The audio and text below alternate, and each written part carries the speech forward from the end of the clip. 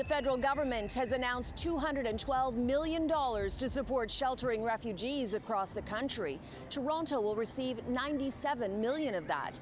But in his statement shortly after, Toronto Mayor Olivia Chow said it was not enough. She's been asking for at least $160 million. Up until now, the federal government has said very little about what is being called a refugee crisis. Today, I was able to speak with a Liberal MP about the issue.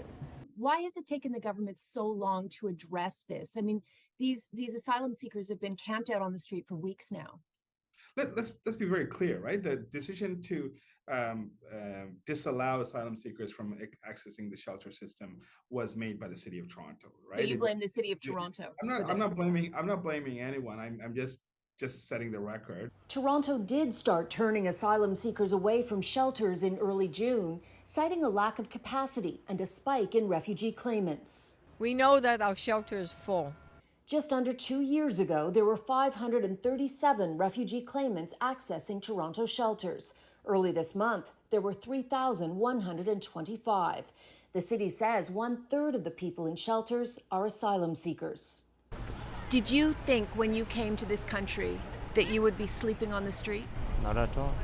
The people camped out on Peter Street after arriving in Canada seeking refuge has turned into an embarrassment for the Liberal government. After all, Prime Minister Justin Trudeau has repeatedly welcomed them here. Our flag is more than a symbol.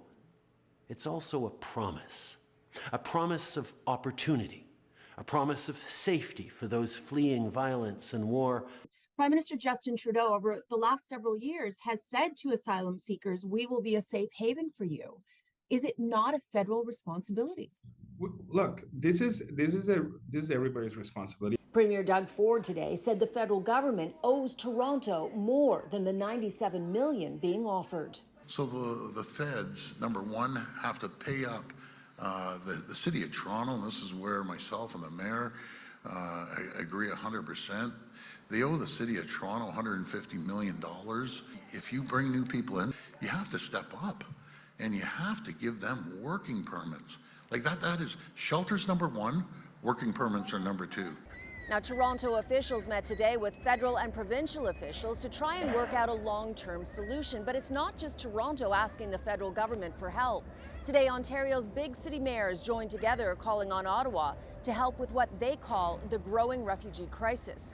What's clear is a long-term solution needs to be found, not just a check when the crisis is in plain sight on the streets.